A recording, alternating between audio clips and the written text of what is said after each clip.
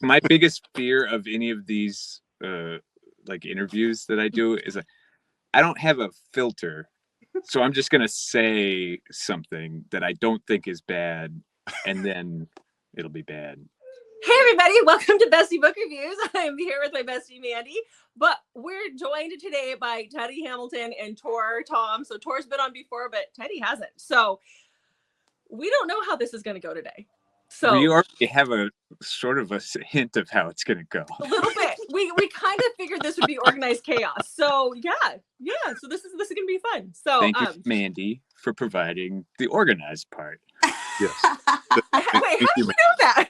and I apologize in advance for any and all shenanigans that may ensue as a result of rubies and boobies and butts and all the something like that. Yeah. B squared, T squared, all the fun things. We'll get to all of it. Mm-hmm. We will. We're looking forward to it. Yes.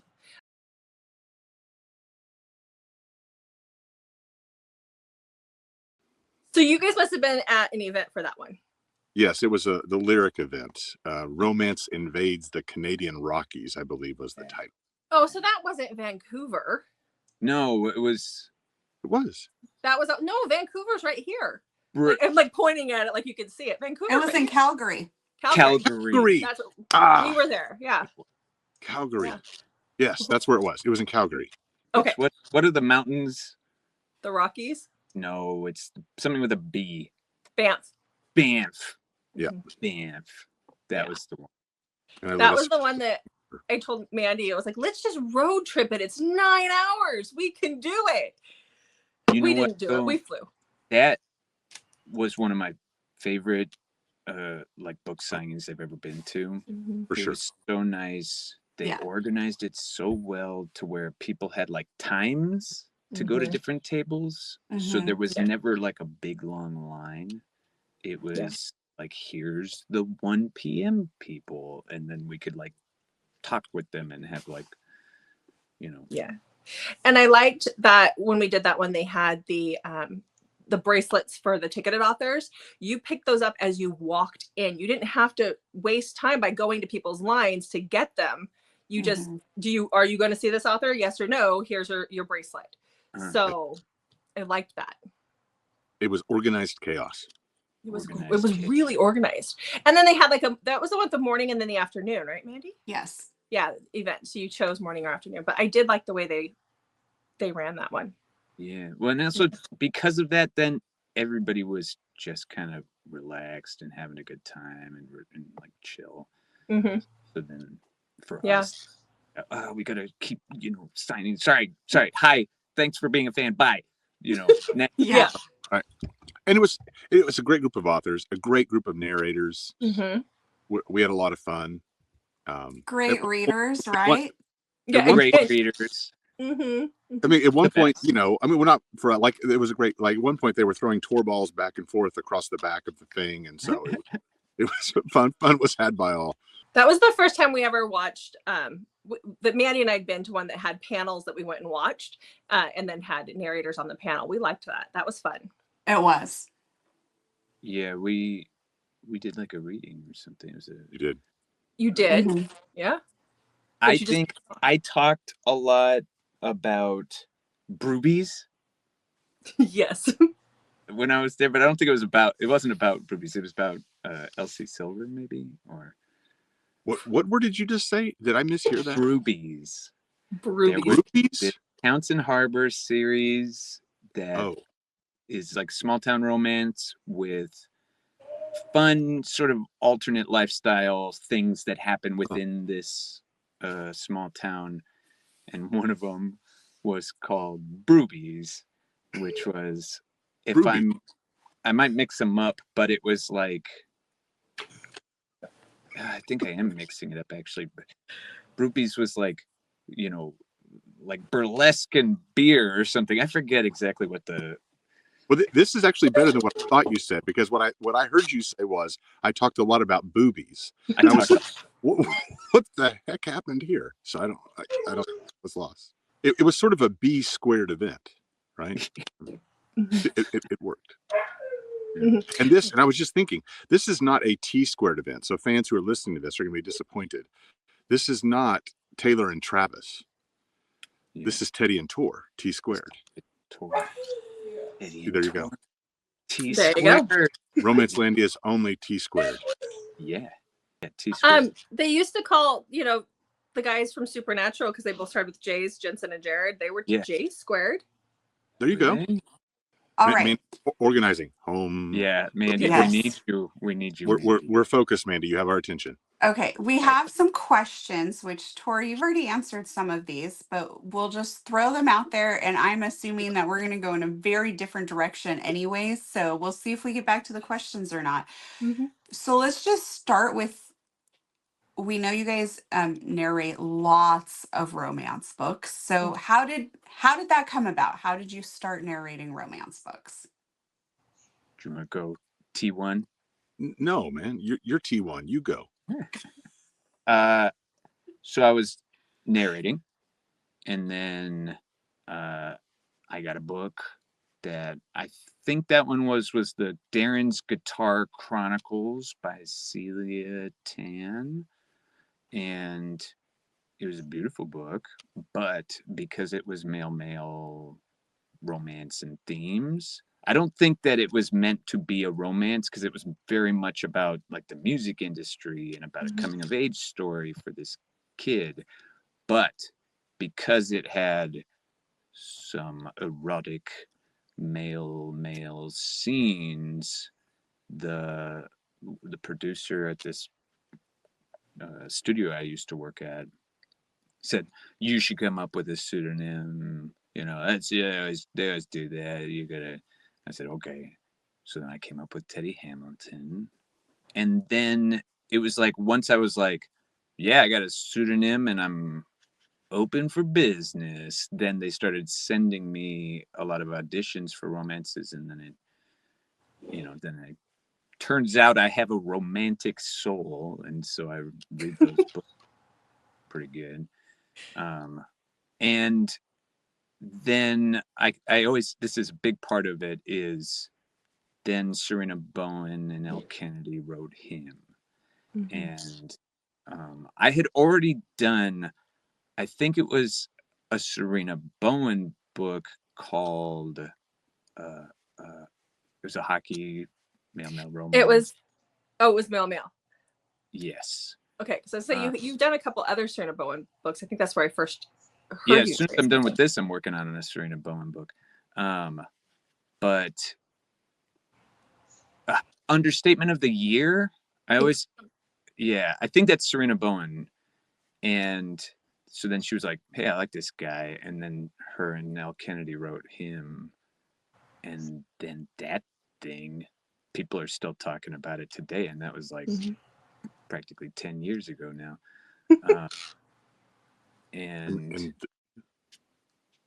what? I was going to say, and then you flew, man. Teddy flew. And then, that then landed me in the world of people talking about audiobooks. There's, not audibly addicted, oral fixation on Facebook back in the day, and they loved it. And it's me and Jacob Morgan, and Jacob Morgan was already a pretty well established fellow. And me and him, I think, approach narration the same way. So then when you have us together, it feels like a complete book. There's not like two different worlds. There's this narrator's world and there's this narrator's world. We both live in the same world, and so we narrate well together. We're a good combo. Do you still narrate books that are not romance under your other name? Yeah, Andrew Iden. That's my other name. Yeah. I do. I read those. I have Andrew Iden reads all the backlog books of Jack Kerouac. Oh, well, kind of amazing. That's impressive, man. That's not bad. They're like ones that you haven't, like, Andrew Iden is not reading On the Road or any of the big ones, but there's a couple that are like cult classic Jack Kerouac books like Dr. Sachs or The Subterraneans that were amazing reads. And so I keep them both pretty balanced. I would say, given a month of my life, it's probably average that I would read like 4 or 5 romance books and 1 Andrew Wyden book. Okay. You know. Okay. So, Tor, do you narrate under a different name for anything other than romance?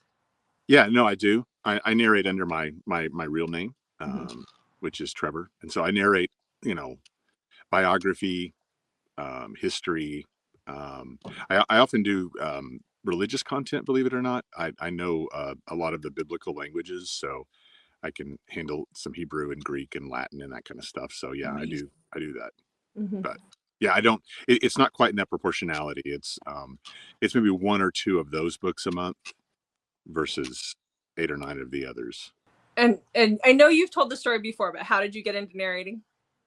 Well, I have told the story before, but it was a taco shop, and I would go there on Tuesdays, and Teddy's like, "Have you not heard this story, Teddy?" No.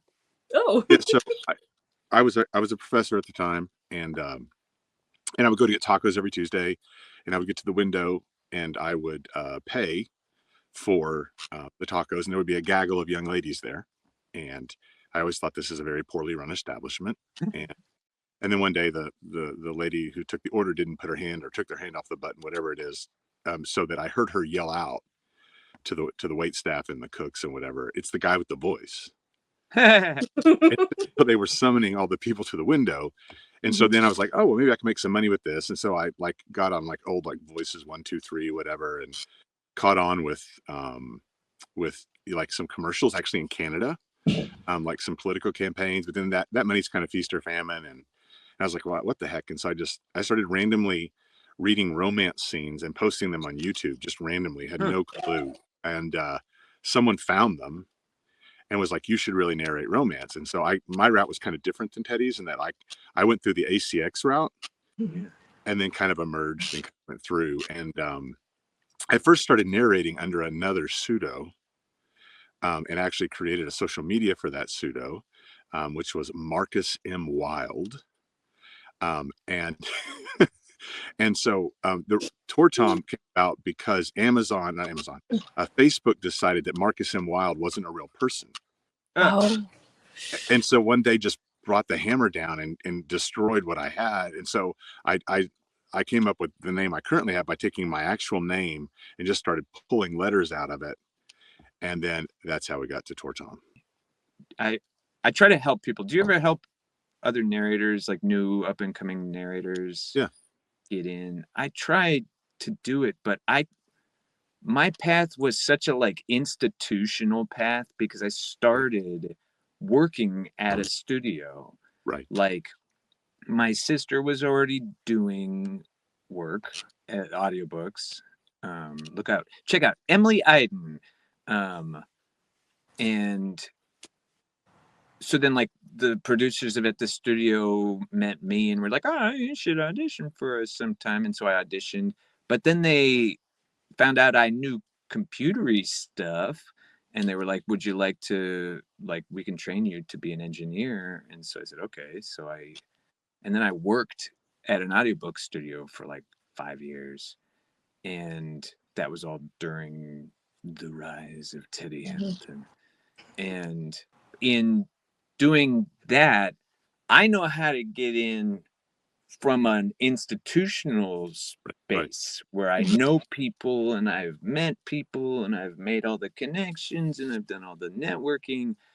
But so many people now are coming with no connections, they're going the social media route, and I go, and they say, "So how do you get in?" And I was like, "I don't know, start working for a publisher, I guess." I don't know, how to give people advice.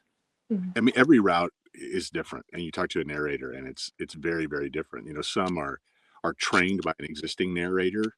Yes. And so they're basically given, higher. The rise of the audiobook coach, the person who helps you Right. learn your career, here's what you do now in 2024. And I think the romance genre in particular allows people to go, hey, I worked with this person, and I'll read now this next book with you.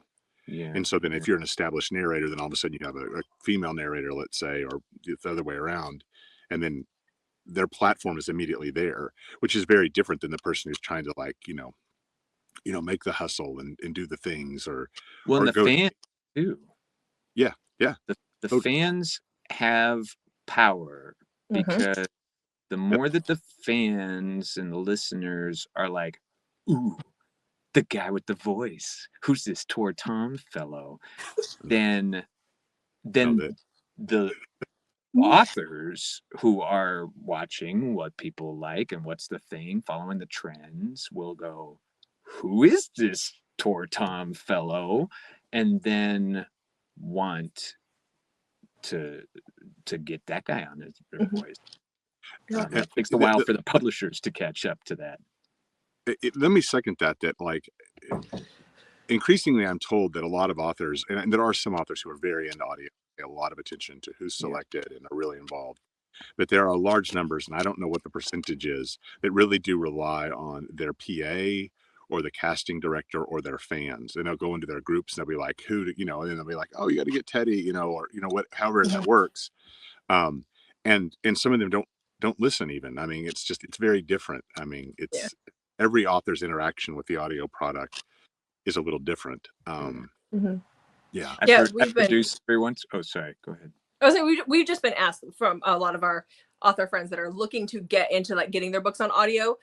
Who's your favorite male narrators? Not typically female. Every once in a while it's female, but who's your favorite male? And then we give them a list. Yeah. And they reach out, or they have their PAs reach out. It's always funny when I'll get one author who will come back with like 14 million pickups, like, oh, you said this, but it should be this, or could you give this a little bit more of a, this is very, it should be very, very angry, and you're kind of angry, but I want it really angry. You're like, okay, that's how, how much they care about that audio. And some people, I don't get anything back. They're like, cool, great, thanks.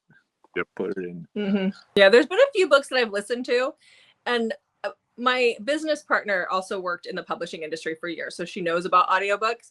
And there's been a few where there's one that I can think of for sure. And so the term that I say it is a chaise lounge. This narrator constantly calls it a chaise long. Is that what you say? Chaise long? Okay, look it up on how you're supposed to say it, and that's like the thing, right? Yeah. And because I was quizzing her, I was like, is there somebody like listening to this to say it's yes? And it wasn't always that one. There was other things that have popped up. And I know it's like where you live too is the way you say it. But she was like, yeah, there should be a director there somewhere. But or like when the two different narrators say the names the wrong way. Yeah. The production team is supposed to handle. I mean, you don't always have like a director. Actually, I would say it's one with you. But there should be a group of people behind you that are trying to sync things together and make things work, and then so that you don't end up with books where like one person is saying Eleni and the other one is saying Elani. But then that stuff happens all the time, which is why you try to coordinate on the front end. But like the chaise lounge, which I can't do the francophone thing. I just the chaise lounge. So Chase Lounge. No, that Chase Lounge. Now that's like Oklahoma, Texas. That's not Chase Lounge. Yeah. Need a chase. Versus a chaise long. A chaise long. Okay, well, if you say it with the accent, it actually sounds better. But right, but I agree. Same thing with gala or gala. Is it a gala or is it a gala? Tomato. It depends on how fancy you want to sound. Yeah. No, it all varies. But yeah, you have to have somebody to kind of coordinate all that stuff. And I always assumed that the author would come to you and be like, here's this, like, here it is. This person's name is very difficult, so this is how you pronounce it. Yeah. But you must not always get that? No, that doesn't happen. What we get, it's different, but what you'll get is, sure, every once in a while there's an author who's like, okay, here's my book Bible.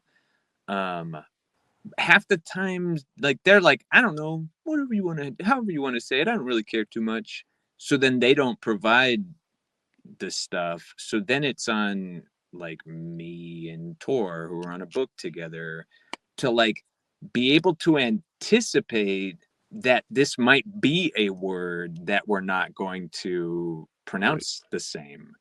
And so then, and it's like 180,000 words in that book. So how do you even know which one to pick out and say, well, that's clearly Chase Lounge.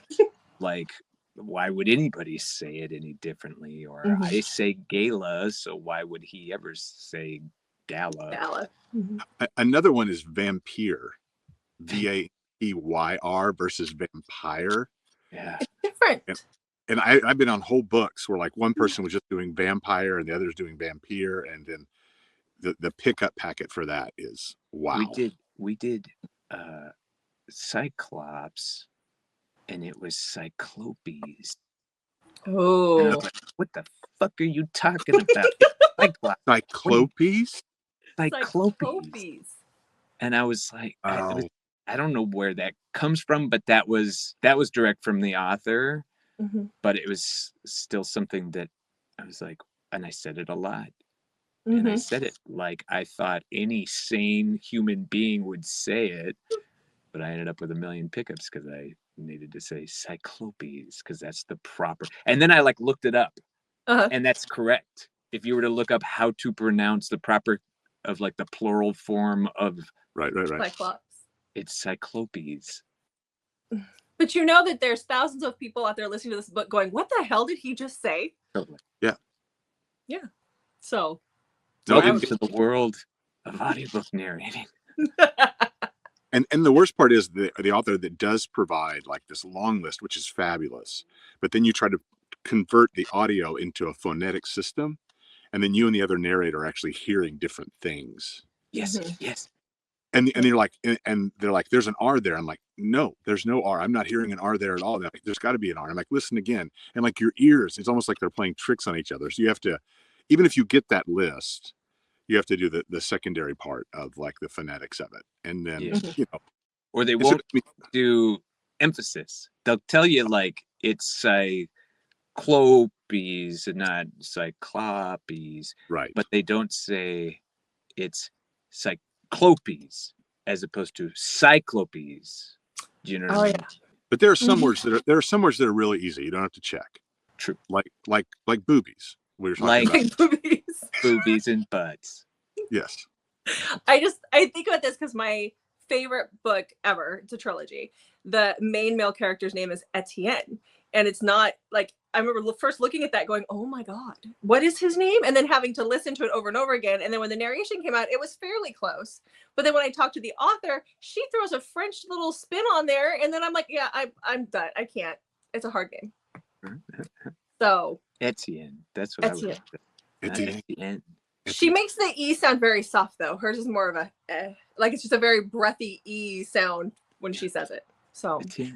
Etienne. So I was like, didn't you say somewhere in the book that this is French for Stephen? Can I call him Stephen? Oh, Stephen, that's a whole other one. Are you sure it's Stephen or is it Stephen? No, it's all of them. I mean, literally, it is all of them. Like I'm doing a book today and we're having to coordinate on Winona. Is it Winona or Winona? Oh. It's even simple things like any of us. Yeah. Because I would say Winona because it's Winona Judge. Or Judd, right, not but Judge, it's supposed Judd. to be, but it's supposed to be Winona, not Winona. So it's more like win, not wine. But again, there's like everywhere, or is it like Clara or Clara? Like yes. It's oh my gosh, this sounds like the two of us before we Mandy's go like into this has gone off the rails. Yeah. We're just on question one. The question was, how'd you get started reading romance? I know. This was just the first question. So, do you guys have an idea of how many audiobooks you have done? Yeah. as Yeah. if it's easier to say just as Teddy versus Andrew, we could do that. No, it's Andrew has like maybe 300-ish, somewhere in that range. And I think Teddy is like 800 or something like that. So then between the two of us, I've done over 1,000. That's impressive. Yeah. And Tor? How about you, Tor? Yeah, so I don't, Tor's somewhere approaching 600, I think. And Trevor is somewhere between 50 and 100, I think. But that's not counting, because I came up the sort of the route of, you know, all the other like Marcus M. Wilde books, or you know, yeah, and I had another pseudo too, Marcus Schweitz, and it was all workout books. Workout books? Yeah, there were workout books, you know, like stretch, hold, breathe, you know. Yeah. Oh. Yeah, I have no idea if anybody bought them. Like, it was just like, again, when you come through the ACX route, like, you know, my experience was very different than Teddy's. Like, it's, you know, you're just getting stuff. It's like, okay, well, maybe this is a genre, and you don't know. As you start doing them, you end up doing like a 12-book series on stretching and bicep curls and whatever.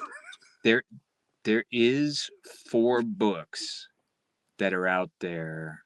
I tried at one point to separate other books outside of Teddy. They're romance books.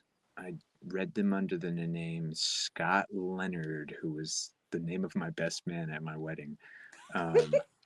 And he loved it. He thought it was hilarious. But it was also, so I was trying to start something, a new sort of branch that then didn't go anywhere. So I feel bad for those. Whatever. I still read the hell out of their books. And Teddy didn't have the kind of name recognition that he does now. I would think that if somebody who is a fan of your work would pick up one of those books, just because we don't typically look, we just pick it up and listen, they'd go, wait, this is Teddy Hamilton's voice. Like, you would know right away. Yeah. But that kind of weird stuff happens all the time. They're like, I know you're so-and-so. They'll like send you a direct message or whatever. And you're like, no. Yeah. No, it has to be you. And you're like, no. And there's weird misidentification going on. And then you listen sometimes, you're like, okay, I can kind of see that. And there's other times you're just like, we sound nothing alike. Like, I don't know how that was something Joe Arden used to joke with me and send me like links to things that were like, here's them saying that it's you, but this is my book or something, you know, or like. Both are popular, but you guys sound different. That's what I would think. I never understood it. Indeed. Way different. I know. Okay, so then since you both have your pseudonyms that you use with this, when you go to events and people are like, Teddy, or Tor, is it weird? Is it weird having a second name, being called by something other than what your actual name is? No. Yeah. At this point, you know, I think I created Teddy Hamilton in like 2012. Okay. So he's just as much me as I, you know, it's. Okay. Yeah, it was weird the first couple of times. You know, it's like, hey, Tor, you know, and you're like, well, okay, oh yeah, that's me, you know. It is weird sometimes when fellow narrators who know my name call me. I don't know your name. I only know you as Tor. I mean, I know what your name is. I know you're Trevor, but yeah. I think of you as Tor. And there's plenty of people who think of me as Teddy because that's the place where we see each other also the most. Like me and you, the most hanging out that we've done is at these various. Yeah. You'll be Andrew to me, man. You'll be Andrew to me. Well, thank you, Trevor. Well, but when we saw you in Canada and we were talking about getting you on the channel and how I messaged you under Teddy, but you hadn't seen it, and you were like, well, have you heard of Andrew Eden? I'm like, who the heck is Andrew Eden? No, well, who's that? Yeah. And you're like, that's me. I'm going, oh, oops, okay, nope, haven't heard of you. My relationship to Teddy has been difficult because Andrew's been doing it longer. Yeah. And he does non-romance books. So like Andrew Iden read all of the Frozen series for Disney and like all the Pixar animation and like all these big, big name titles. But Andrew has like 3,000 followers on Instagram. It's crazy. Teddy has 30,000 followers on Instagram. And I've had to come to terms with the one, like, there's 2 Teddy Hamilton fan clubs, and there's 0 Andrew Iden fan clubs. And so somewhere along the way, I started to be like, man, everybody likes Teddy. Nobody even knows who Andrew is. But I'll tell you what's worse, though, is when your pseudo gets more birthday wishes on Facebook than you do as an actual person. That's funny. Oops. Which is weird. But don't you feel, Tor, there's also some element, I'm asking Tor, this is Teddy to Tor, that T1 to T2. T1 to T2, that there's sort of an element of anonymity that I get to, that Yeah. I get to sort of maintain as Andrew, that gets to just live a life, and Andrew and Teddy Hamilton is the one out doing shit in the public, and Andrew can just be Andrew. Does that make sense? I mean, there is a disconnect. I have had occasional experiences like checking out of lines or where someone, I'll be talking and they'll say to me, "You're Tor," which is really weird. Mm-hmm. And I'm like, wow, okay, that was not expected. But yeah, I mean, there is this weird bifurcation, and that can create its own kind of problems, where you have these kind of dueling identities, and where does one begin and the other end, and where does the stage presence end and the reality begin, and that it gets kind of mushy. You know what? I had early on in the oral fixation Facebook days, that was the first like online thing. Mm-hmm, mm-hmm. And people back then they'd do videos where they'd be talking like this, and they'd be like, "Yes, I am Teddy Hamilton," and blah blah blah, but they wouldn't show their face. And not only did I not know I didn't have like a Teddy presence on Facebook, so it was just my Andrew Iden. Mm-hmm. So to show up, I showed up as Andrew Iden, and I didn't set myself up with like a whole, thing. So then it was just me, just talking. Mm-hmm. And I think I'm glad that I did that, because then over time I've been like, yeah, I'm Andrew Iden, and also I'm Teddy Hamilton. And that's, there was a whole period of time when people were reaching out and being like, who's Tor Thom? Like, it's like a, Podium or Brilliance or somebody reaching out because the author is asking for Tor Thom, but they don't know who Trevor is. Right. So then they'd say, "Hey, you did a book with Tor Thom. Who is it? Do you have their email address?" And so then it's like the pseudonyms are fine as far as the brand goes, to be like, you're listening to Teddy, you know what you're listening to. But as a business thing amongst ourselves and within the world, really, the authors should know who Teddy Hamilton is, so that they know how to contact us. On your Audible page, separate out all the Teddy Hamilton stuff so that when you know what you want to listen to, you're going to look up Teddy Hamilton, not Andrew Iden, although there are a few romances under Andrew Iden. But as far as like hiding who you are, I don't think I've ever really been a big... There is, I think, for some, and for me too, like I do have a sense of that Tor is not for everybody in my life. Yes. And so like occasionally with the algorithm bleeds and Facebook and Instagram going through your phone contacts, like a cousin or something, all of a sudden like try to friend or follow Tor. And I'm like, no, that's not for you, you know. And I'm just like, block, you know. I'm just, and I don't mean anything about it. It's just like, that's not for you. Like this, this is a stage persona that I have. Yeah. Let's go to another Mandy, question. save us. And Mandy, this one, let's do a this question. is can you share anything funny that has happened while you were recording? You know, I've been reading for Rebecca Yarros for a while now, and there's a couple of her books that are the most like masochistic, like make you sob types of books, because the stuff that happens in them is like heartbreaking. And I have recordings of myself trying to get through this one chapter and just like going like, God damn it, fuck it, you know, like, and then stop.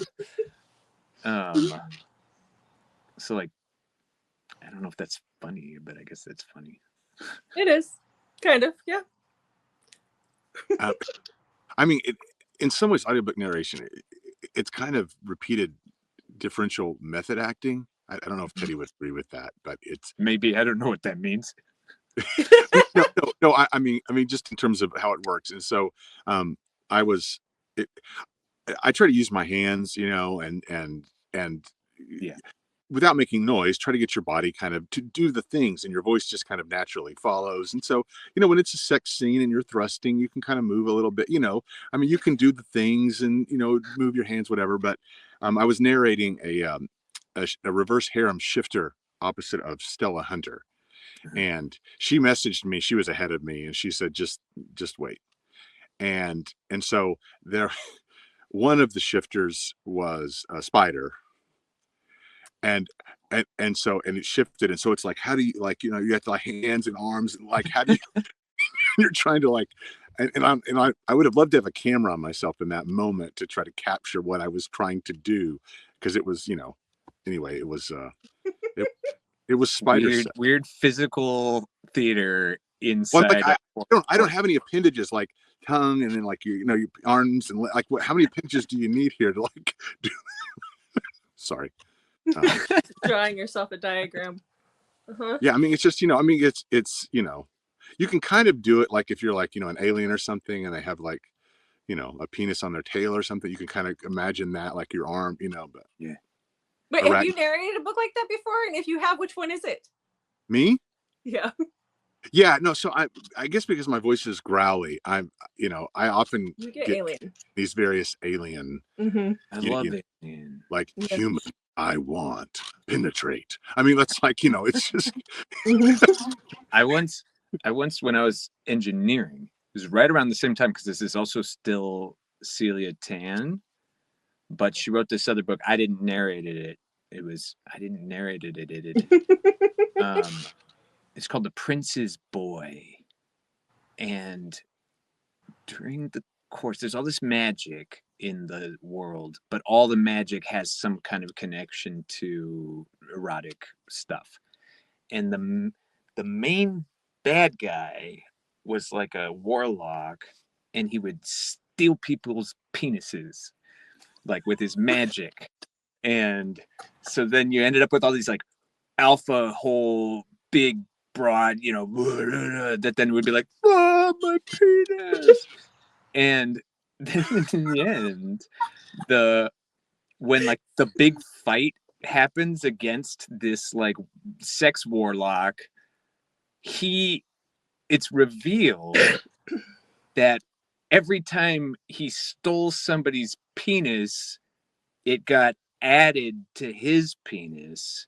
So then the like final fight involved this like tree trunk sized multi-headed penis that like did stuff. I don't remember what the whole thing was, but I just remember that it was like gnarled and knobby with wood, with like all these little heads of penises sticking out of his gigantic monster penis. It was a great book. was a You very gotta know when to say when, people. That's too much, okay? Well, no, I mean, this is just like what, like Behemoth in the Bible, right? Like it's got like, you know, a rod of a cedar tree or something. Yeah. Yeah.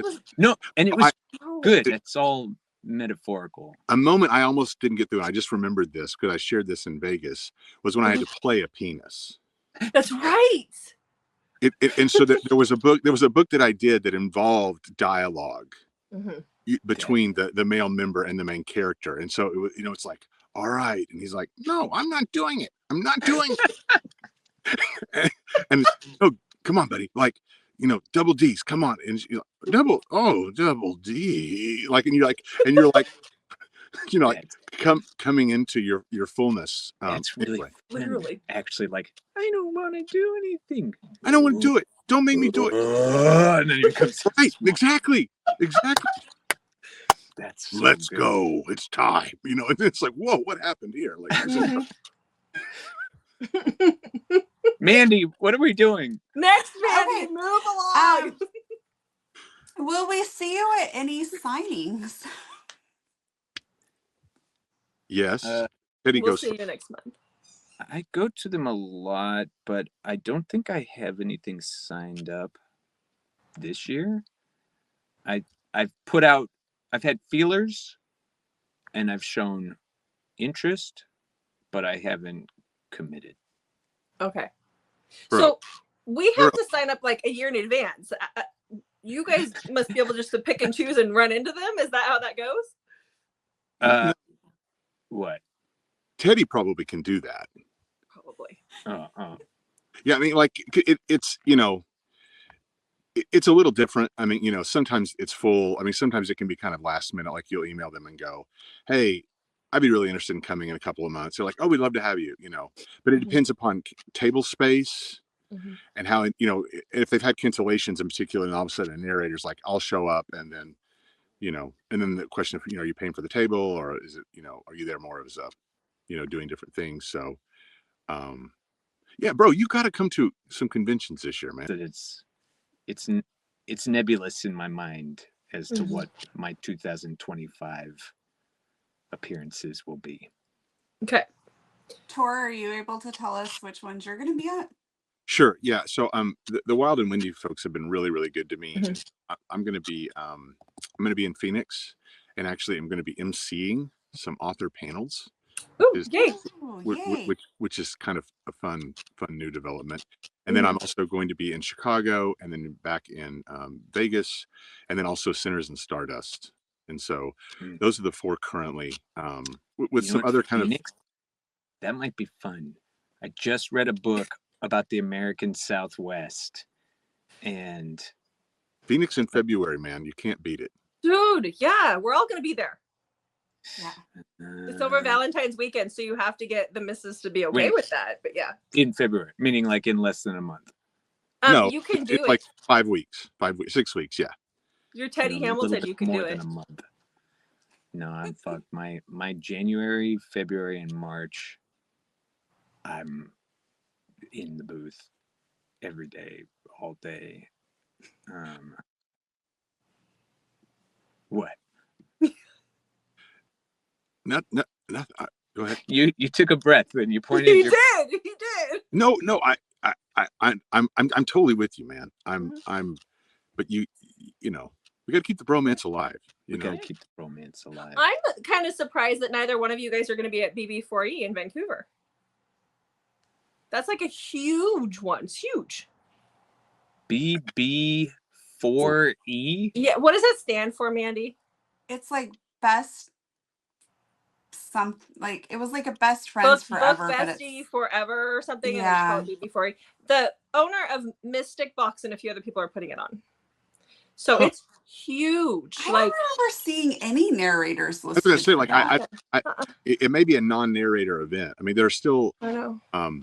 There's still some people that are squeamish about having narrators kind of in and around the space. So yes. I was going to say something really quickly about that, though, that there's a lot of different advice about how human narrators stay relevant in relationship to AI, which is this ever-pressing march. And I think and this is against some advice, but I think being present at conferences and developing relationships in a healthy way is a really key way in which you maintain that human voice and human connection, that I know that person, or, you know, I follow that person or something. And so for me, as I was thinking about the threat of AI early last year at this time, I kind of made a personal conscious choice to be more present, simply because I'm me and I'm not a robot, and a robot can't do that. A robot can't sit on the floor and make dumb jokes and send out tour balls and take pictures. You do the stuff. Exactly. Get drunk with Teddy Hamilton and Tor Thom. T squared. T squared. Well, Mandy and I can give you a list of where we're going to be this year. I can't. Mandy can. She plans them. I just show up at the airport when I'm told to. So literally, literally, it's sad but true. She's the planner. I just call her and be like, "What time am I supposed to be at the airport and on what day?" And I might call her like 3 or 4 times before that happens. So I do whenever I go to those, because I do a fair amount of work. I will, before I go, I send my assistant, I say, please look through all the list of the attending authors and give me a list of like, who have I worked for? Because like sometimes I recognize a name, but I've never worked for them. And sometimes I know the book, but I didn't ever necessarily connect to the author's name. So something that would be really hard to remember. Because I was just thinking, both of you, I listened to quite a few audiobooks that you both have been on, and I'm like trying to think of the most recent ones that I've listened to. And just even for me to recall, it's difficult. So I can't even imagine with how many you've done. It can be difficult. And then like sometimes, do you remember that scene where, and then sometimes you're like, oh yeah, and then other times you're like, I don't remember. I don't at all. That scene where he was telling her that he wanted to protect her and that he liked her in a feral way. Or then like, oh, is this author's name familiar because it's a very popular author, or is it familiar because I worked with him, right? Like, yeah, because it was Pam Godwin. I forgot Teddy did a Pam Godwin book, but I always forget that Teddy did a Pam Godwin book. Because I think like one. The name of that book was Deliver. It was her first in her Deliver series. That's Pam Godwin? Oh. And I only remember that because at the time I was just getting into reading, so I didn't know who narrators were. Like I didn't pay attention to the name, but I remember listening, going, I really like this voice, and then going into the next book and it wasn't you, and being very disappointed that it wasn't you. Let's not tell Pam though. So, but yeah, very disappointed. That was good, whoever did it. I don't know who did it. It was a different character, too. It was a different character. It was a different character, but I didn't know at that time. I was like, no, I just like this voice. Can we have this again? That was where my brain was going, you know. So seconds, please. Yes. Yeah. Tor, there's an event coming up next year. March. Is it March in Texas, Mandy? The one that we're going to the holidays? Oh, Holidays with the Bells, yes. Cora Riley's going to be here for that one. Oh, nice. I should do that. So you should do that one. I should do that for sure. Yeah. For sure. Yeah. I've done Cora Riley books, haven't I? Or is this one of those examples of... I think you have... I don't know. Mandy's got her computer open. I can look real quick. But see, here's the thing. Like, we've listened to them a million times, and I can't tell you. Was the book that made you really emotional by Rebecca Yarros, was that The Last Letter? Or do you not remember the name? No, it was The Last Letter. Okay. Yeah. I love that book. It's not the only one that made me cry. Rebecca Yarros makes me cry. She's very good at it. But The Last Letter was like, made me cry so much that I was like, fuck you, Rebecca Yarros. Like, how dare you? That's awesome. So yes, you have done Cora Riley. I found Fragile Longing. Yeah. I don't know if there's more. I think that there's more. I think I've worked on more. Wait, I thought you weren't you Nino?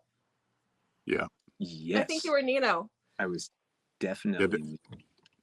There's a couple of multicasts where she has lots of different people, and I'm pretty sure you've been on a couple of those. Cora Riley's pulled all the top narrators. She has. She Well, she deserves pays them. attention.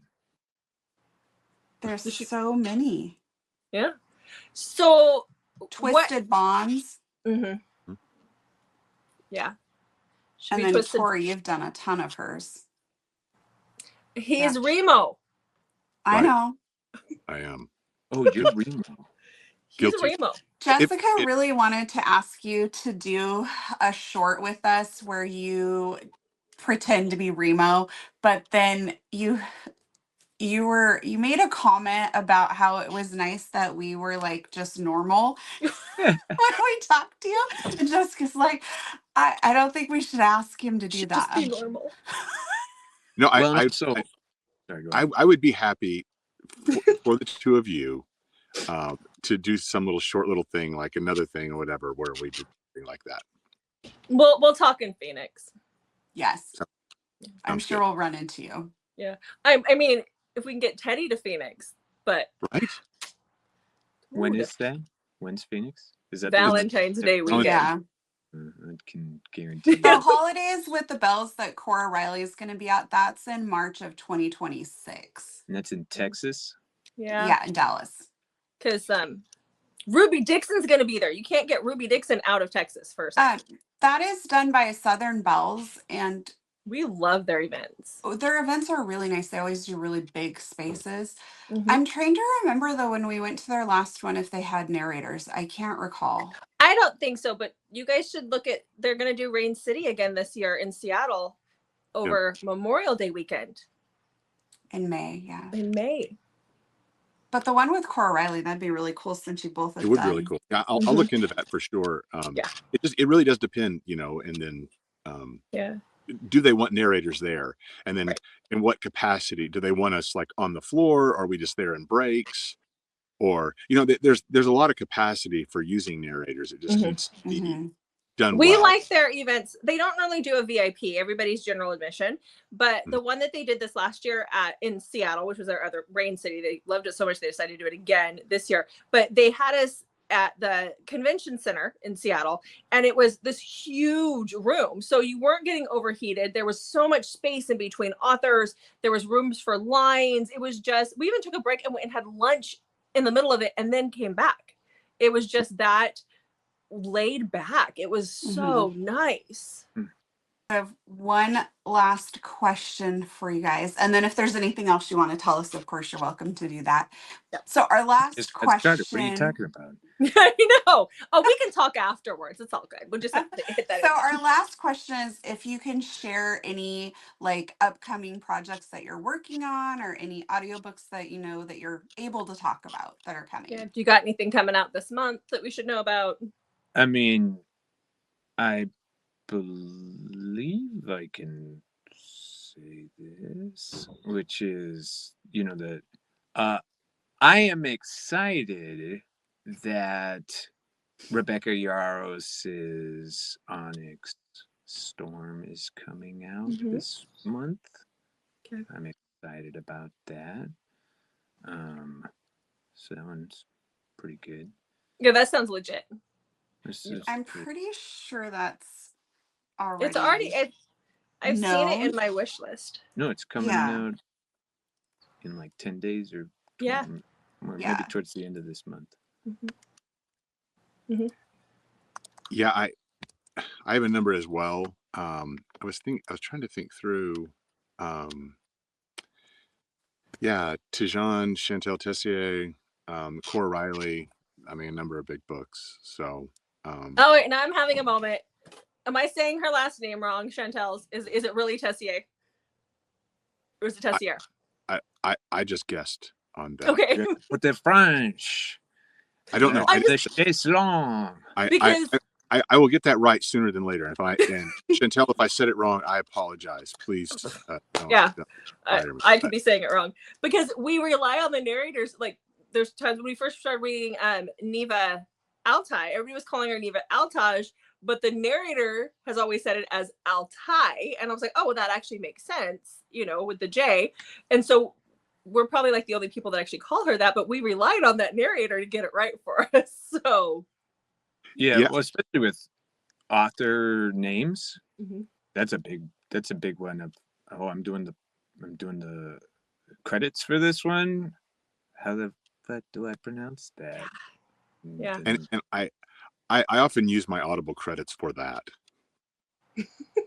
Because seriously, no, if it's the weekend or something, and like the production team is gone and you got to produce the credits, Mm-hmm. and you have a bunch of credits sitting there, and you're like, okay, I'm going to download like 2 books and just see how the other narrators did it, and then you just follow suit. Yeah. I mean, ideally they tell you ahead of time, and all of that, but they never do.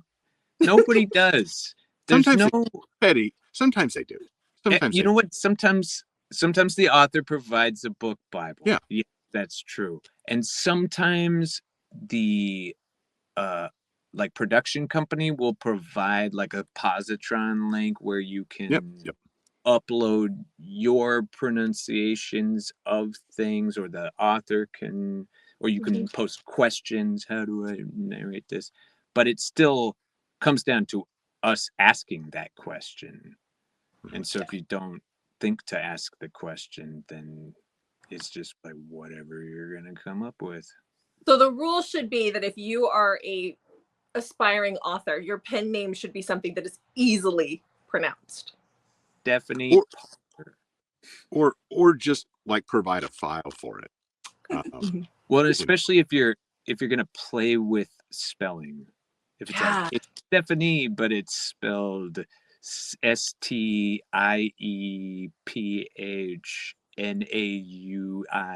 Oh, what is that? Yeah. Stephanie. Oh, okay. Sure it is. Yeah.